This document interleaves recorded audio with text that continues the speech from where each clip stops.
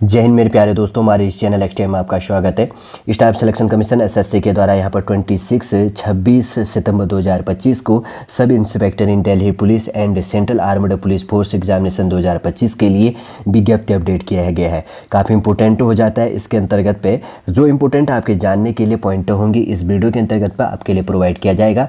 जो new student इस video के अंतर्गत पर जुड़ेंगे, यदि आपके द्वारा हमारे इस चैनल एक्सटीएम को सब्सक्राइब नहीं किया तो सब्सक्राइब कीजिए, बेल आइकन को प्रेस कीजिएगा ताकि जो भी कंटेंट, जो भी इंफॉर्मेशन हमारे द्वारा आपके लिए प्रोवाइड किया जाता है तो उसका नोटिफिकेशन आपके पास समय पर अवेलेबल हो जाएगा। इंपॉर्टेंट पॉइंटों को देखेंगे। सबसे पहले अगर बात करेंगे तो ssc.gov.in पे जाकर आप अप्लाई कर सकते हैं। ऑफिशियल वेबसाइट है, पहला इसको ध्यान रखना है। सब इंस्पेक्टर है in Delhi police and central armed police force examination 2025। अगर डेट सबमिशन की बात करेंगे तो 26 सितंबर से स्टार्ट हो चुका है, 16 अक्टूबर इसका क्लोजिंग डेट है। फीस पेमेंट कर सकते हैं 17 अक्टूबर 2025 तक। अगर फॉर्म पर कोई मिस्टेक होता है तो 24 अक्टूबर से लेकर 26 अक्टूबर तक रात के आप 11 बजे तक करेक्शन कर सकते हैं। आपका एग्जाम हो जाएगा नवंबर दिसंबर 2025 में। इंपॉर्टेंट डेट आपने देख लिया। इसके अंतर्गत पे आगे बढ़ते हैं। उसके बाद में यहाँ पर वैकेंसीज का क्या चीज़ दिया गया है। सब इंस्पेक्टर है, इसके अंतर्गत पे इन दिल्ली पुलिस मेल कैंडिडेट के लिए टोटल 142 पोस्ट इसके अंतर्गत पे दी गई है। ओपन के लिए अनरिजर्व में टोटल यहाँ पर अगर ओपन की बात करेंगे तो टोटल 114 पोस्ट है। एक्स सर्विसमैन अदर्स के लिए यहाँ पर अगर बात करेंगे तो 8 पोस्ट टोटल है। एक्स सर्विसमैन SPL कैटेगरी के अंतर्गत पे जो चीज़ आ जाता है 6 पोस्ट इसके अंतर्गत पे दी गई है। 10% जो रिजर्वेशन से फॉर डिपार्टमेंटल कैंडिडेट के लिए उसके लिए 14 पोस्ट है। टोटल 142 पोस्ट इसके अंतर्गत पे हो जाती है। ये चीज़ अपने को ध्यान रखना। थोड़ा सा अपनी कैटेगरी देख लो। अनरिजर्व्ड OBC SC ST और EWS के लिए टोटल वैकेंसी यहाँ पर ऐसे इंक्लूड किया गया है। सब इंस्पेक्टर EXC के अंतर्गत पे ये इंक्लूड किया गया है। In Delhi police female candidate के लिए टोटल 70 पोस्ट इसके अंतर्गत पे दिया गया है। ओपन के अंतर्गत पे यहाँ पर अनरिजर्व के लिए 32 और यहाँ पर OBC के लिए 17 और SC के लिए 9 और ST के लिए 5 EWS के लिए 7 तो टोटल 70 पोस्ट इंक्लूड हो जाता है। सब इंस्पेक्टर GD के लिए CAPF के लिए सेंट्रल आर्म्ड पुलिस फोर्स के अंतर्गत पे जो चीज़ें इंक्लूड हो जाएगी, जिसमें बहुत सारी वैकेंसीज है, जिसमें CRPF के लिए, BSF के लिए, ITBP के लिए, CISF के लिए और SSB इंक्लूड हो जाता है। 1 2 3 4 5 कैटेगरी इंक्लूड है, जिसमें सबसे पहले CRPF के अंतर्गत पे इंक्लूड हो जाता है। तो CRPF के अंतर्गत पे मेल के लिए टोटल यहाँ पर 1006 पोस्ट है और फीमेल के लिए 23 पोस्ट है। टोटल इंक्लूड हो जाता है यहाँ पर ग्रांड टोटल है 1029 पोस्ट है। एक्स सर्विसमैन के लिए यहाँ पर 10% रिजर्वेशन है, 103 पोस्ट है। BSF के अंतर्गत पे मेल के लिए यहाँ पर 212 पोस्ट है, फीमेल के लिए 11 पोस्ट है। टोटल यहाँ पर ग्रांड टोटल 223 पोस्ट है और एक्स सर्विसमैन के लिए 10% रिजर्वेशन है, 22 सीट रिजर्व हो जाता है। ITBP के लिए मेल के लिए 198 पोस्ट है, फीमेल के लिए 32 पोस्ट है। ग्रांड टोटल है 233 पोस्ट है और एक्स सर्विसमैन के टोटल यहाँ पर 23 सीट रिजर्व है। CISF के अंतर्गत पे मेल के लिए 1164 पोस्ट है, फीमेल के लिए 130 पोस्ट है। टोटल 1294 पोस्ट है। एक्स सर्विसमैन के लिए 130 पोस्ट है। SSB के लिए मेल के लिए यहाँ पर 71 पोस्ट है, फीमेल के लिए 11 पोस्ट है। टोटल 82 पोस्ट दी गई है। यहाँ पर एक्स सर्विसमैन के लिए 8 पोस्ट यहाँ पर टोटल दिया गया है। ठीक है, टोटल इसके अंतर्गत पे ग्रांड टोटल की बात करेंगे तो सब इंस्पेक्टर GD के अंतर्गत पे CAPF central armed police force के अंतर्गत पे CRPF BSF ITBP CISF और SSB के अंतर्गत पे 2861 पोस्टें दी गई है, जिसमें से 286 पोस्टें फीमेल के लिए रिजर्व हो जाता है। अपने को ध्यान रखना किसके अंतर्गत पर आपको अप्लाई करनी की। अनरिजर्व का आपको अपना देख लेना, EWS का देख लेना, OBC का देख लेना, SC का देख लेना, ST और ग्रांड टोटल मैंने ST का और ग्रांड टोटल मैंने इसके अंतर्गत पे कर दिया और फीमेल का भी हमने टोटल इसके अंतर्गत पे देख लिया है। ठीक है, काफ़ी इंपॉर्टेंट हो जाए। 2861 पोस्ट है, जिसमें से 2651 पोस्टें मेल के लिए और फीमेल के लिए 210 पोस्ट इसके अंतर्गत पे इंक्लूड हो जाती है। काफ़ी इंपॉर्टेंट ये चीज़ है, अपने को ध्यान में रखना है। ये थोड़ा सा इंपॉर्टेंट हो जाता है, बहुत सारे स्टूडेंट इसके अंतर्गत पे अप्लाई करते हैं। तो यहाँ पर आपका एज काउंट किया जाएगा 1/8/2025 के अंतर्गत पर। आपका मिनिमम एज लिमिट 20 और मैक्सिमम 25 एज लिमिट होनी चाहिए। 2/8/2000 से लेकर 1/8/2005 के बीच में आपका डेट ऑफ बर्थ होना चाहिए। 1 अगस्त 2025 से आपका एज काउंट किया जाएगा। ठीक है, और कुछ चीज़ों के लिए डेट ऑफ 14/7/1988 के अंतर्गत पे जो चीज़ जिसके अंतर्गत पे कैटेगरी बटा हुआ है प्रोविजनल रूप से, उसको अपने को ध्यान रखना है। और अगर बात करेंगे तो SC ST को 5 ईयर्स का एज छूट मिलेगा, OBC के लिए 3 ईयर्स का, एक्स सर्विसमैन SM के लिए 3 ईयर्स है। और उसके बाद में यहाँ पर जो कैटेगरी है for the post of the SI in Delhi police के अंतर्गत है, कैटेगरी को 12 से लेकर 13 तक का जो इंक्लूड किया गया है। Widow divorced womens and womens judicially separated from their husband and who are not remarried के अंतर्गत अप टू 35 एज लिमिट और SC ST है तो up to 40 years age limit include हो जाता है। 17 से लेकर जो पॉइंट है इसके अंतर्गत पे कहा गया कि for departmental candidate Delhi police against इनके अंतर्गत पे the vacancy of the Delhi Delhi police only category के अंतर्गत पे 17, 18, 19 के अंतर्गत पे अगर आपका यहाँ पर डिपार्टमेंटल कैंडिडेट अनरिजर्व्ड और EWS कैटेगरी के अंतर्गत पे इंक्लूड है, उसका एज से रिलैक्सेशन मिलने वाला है अप टू 30 ईयर्स एज। और उसके बाद में डिपार्टमेंटल वही कैटेगरी के अंतर्गत पे है तो आपका OBC कैटेगरी है तो अप टू 33rd, और SC/ST इंक्लूड है तो अप टू 35 एज लिमिट इसके अंतर्गत पे इंक्लूड होगा। ठीक है, एज रिलैक्सेशन काफ़ी इंपॉर्टेंट हो जाता है, इनमें थोड़ा सा अपने को ध्यान रखना है। बहुत सारी पॉइंट दी गई है एज से रिलेटेड वाले में, लेकिन अपने को वही देखना है जो अपने लिए क्या हो जाता है यहाँ पर इंपॉर्टेंट हो जाता है। हाउ टू अप्लाई की बात करेंगे तो ssc.gov.in पे जाके आपको 1 टाइम रजिस्ट्रेशन कर लेनी है। फॉर्म फीस नॉर्मली 100 रुपये फॉर्म फीस है। SC/ST और फीमेल कैंडिडेट एक्सेस सर्विसमैन के लिए कोई फॉर्म फीस इसके अंतर्गत पे नहीं करनी है। ठीक है, ध्यान रखना। करेक्शन कब से कब करेंगे वो चीज़ें यहाँ पर प्रोवाइड की हैं, पहले तो हम देख चुके हैं। एग्जाम सेंटर भी इनके द्वारा दिया गया, आपका नियरेस्ट स्टेट के अंतर्गत पे ईस्ट वेस्ट नॉर्थ थोड़ा सा देख लेना कि कौन सा सेंटर इसके अंतर्गत पे है।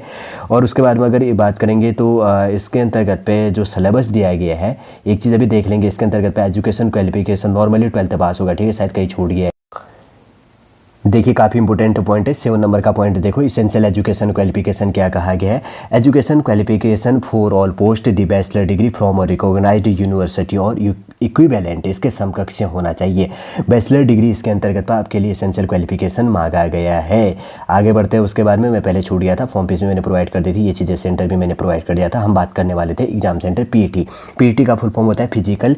अगर बात करेंगे तो इसके अंतर्गत पे इंडक्शन टेस्ट जिसको कहा जाता है, क्या कहा जाता है वापस मैं रिपीट कर रहा हूँ, इनको याद कर लिया करो। PST का होता है फिजिकल स्टैंडर्ड टेस्ट, कभी अब आपने PST PET टेस्ट कहते हैं तो इनको समझ दिया करो। PST का फुल फॉर्म होता है फिजिकल स्टैंडर्ड टेस्ट हो गया, और उसके बाद में PET का फुल फॉर्म क्या होता है? फिजिकल्स इंडक्शन टेस्ट हो गया। ठीक है, और उसके बाद की बात करेंगे तो यहाँ पर है डिटेल ऑफ द DME का मतलब होता है डिटेल्ड मेडिकल्स एग्जामिनेशन करके। जनरल इंटेलिजेंस एंड रीजनिंग से 50 क्वेश्चन 50 मार्क्स, जनरल नॉलेज और जनरल अवेयरनेस से 50 question 50 marks, quantity aptitude 50 question 50 marks, और इंग्लिश कॉम्प्रिहेंशन से 50 क्वेश्चन 50 मार्क्स। 2 घंटे का आपको सॉल्व करने के लिए टाइम दिया जाएगा। ठीक है, 200 क्वेश्चन इसके अंतर्गत पे इंक्लूड है, 50 क्वेश्चन करके, और 2 घंटे 120 मिनट आपको दिया जाएगा। और उसके बाद में पार्ट सेकंड के अंतर्गत पर आपका इंग्लिश लैंग्वेज एंड कॉम्प्रिहेंशन है। Number of question 200 question, maximum marks 200 marks होगा। टाइम ड्यूरेशन की बात करेंगे तो 2 घंटे का आपको इसमें भी समय दिया जाएगा। नेगेटिव मार्किंग है 0.25 मार्क्स का। ठीक है, अगर आपके पास में NCC का सर्टिफिकेट है तो C है तो 10% मार्क्स से मिलेगा, 10 मार्क्स से मिलेगा। NCC B है तो 6 मार्क्स, और NCC A है तो 4 मार्क्स, 2%, 3% और 5% यहाँ पर मिनिमम मार्क्स इसमें इंक्लूड किया जाएगा आपके लिए। थोड़ा सा यहाँ पर सिलेबस दिया गया, थोड़ा सा आप देख लेना। और उसके बाद में हाइट की बात करेंगे तो SI इन दिल्ली पुलिस के लिए मेल कैंडिडेट के लिए जैसे कि इंक्लूड किया गया फर्स्ट और सेकंड के अंतर्गत पे, तो नॉर्मली है हाइट है 170 सेंटीमीटर जैसे कि आपको दिख रहा होगा। और उसके बाद में यहाँ पर चेस्ट की माप बिना फुलाए 80 सेंटीमीटर, फुलाने के बाद में 85 है। और उसके बाद में हिल एरिया के अंतर्गत पर हाइट 165 सेंटीमीटर और चेस्ट की माप 80 और फुलाने के बाद में 85 है।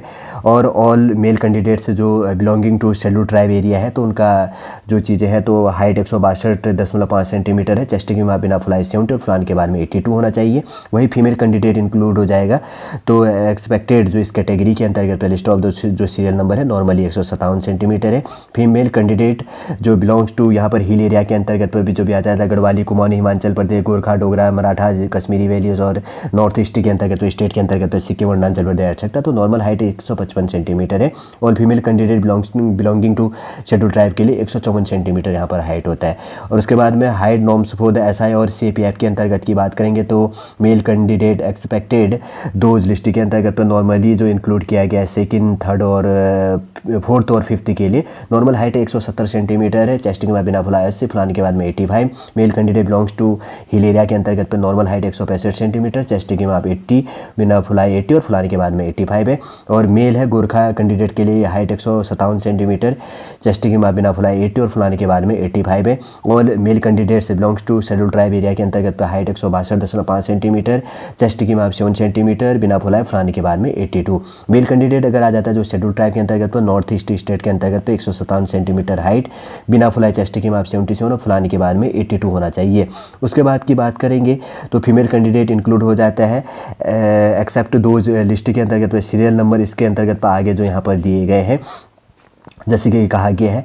और तो 157 सेंटीमीटर नॉर्मल यहाँ पर हाइट है। उसके बाद में फीमेल कैंडिडेट जो हिल एरिया के अंतर्गत पे नॉर्मल हाइट 155 सेंटीमीटर।